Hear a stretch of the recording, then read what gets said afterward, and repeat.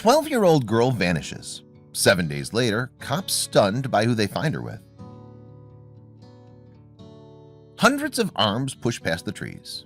Beams of light flashed across the field. The same name was called again and again: Sandra. A sickening feeling swelled in Roberta's stomach as she stopped running. Bodies brushed against her as they continued into the maze of corn. Everything looked the same. Everything was the same. It had been days since she last saw her daughter. How would she find her little girl? Then they heard a strange noise. Roberta dried her palms against the thighs of her pants before shielding her eyes from the sun. She just finished washing up from dinner when silence descended. Usually she could hear the screams and giggles of young Sandra as she played with her beloved pet terrier. Her gaze scanned the yard. Nothing. Where was Sandra? Sandra was always fond of hide-and-seek on the family game farm. Roberta checked her daughter's favorite hiding spots: under the car, under the hay. Nothing. She slapped her hands and whistled, expecting their dog to run to her side. But she was just met with the rustling of trees. Four-legged Spot usually came to her call every single time. Something was wrong. Roberta ran inside their house and pounded up the stairs. She drew every curtain in every room, searched under every bed, checked in every wardrobe, inspected the space behind every door. Sandra was nowhere to be found. Roberta's mind went into overdrive. Had someone taken her? Was she hurt? Was she in pain? And where was their little Yorkie? Roberta wasted no time. She immediately dialed 911, her hand shaking as she punched the numbers. She held onto the counter, trembling as she told the police the few things she knew. Sandra was missing, all alone, and more than likely in danger. A constant flow of tears streamed down Roberta's face. Why did she take her eyes off her? Word quickly spread of young Sandra. After Roberta's initial call, more than 100 volunteers and police officers showed up at their family game farm. Flashlights were found and brought to the property as night fell. Jackets were put on backs as they prepared for the night ahead. Kind words of optimism made their way to Roberta, but nothing helped. How could she ever forgive herself? It was stressful and emotional. We were all there, just walking back and forth from one end to the other, yelling her name, explained family friend Jan. Days went by. Friends, family, neighbors, strangers, and law enforcement searched.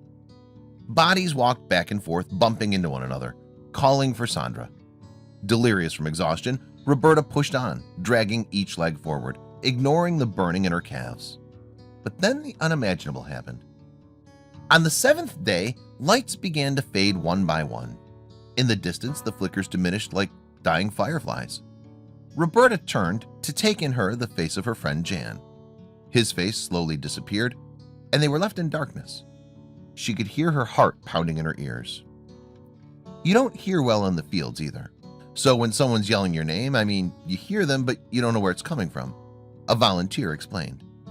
Roberta slapped the torch of her hand. Nothing. Cries escaped her mouth.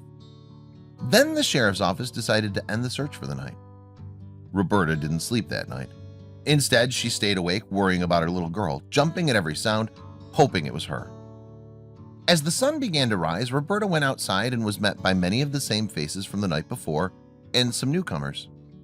Out of habit, she picked up Spot's water bowl. A chopping noise from the distance began to rise. 2 helicopters flew above her and made their way towards the field. Roberta refused to give up. Once again, the large group made their way into the corn as the sun rose. They scoured the area and called for Sandra. John, Timber's brother, had driven from Kentucky to Missouri to search for his niece. Roberta shared the surprising truth. We have some dangerous animals: lions, snakes, buffalo. John pushed on, combing through the long grass, determined to find her. Then he heard a terrifying sound.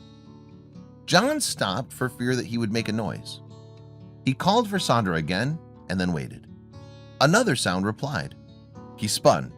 He couldn't make out where the noise was coming from, so he ran, stopping every now and again in an attempt to find the direction the noise was emanating from. He pushed stalks of grass aside. Then he nearly dropped to his knees. Sandra lay motionless about half a mile into the field. Dirt covered her hands and face.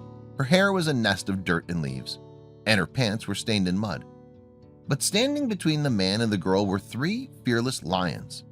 And just as the police were gearing up for a dangerous extraction mission, the lions did the unexpected. They simply walked casually away back into the forest. They stood guard until we found her, and then they just left her like a gift, John said.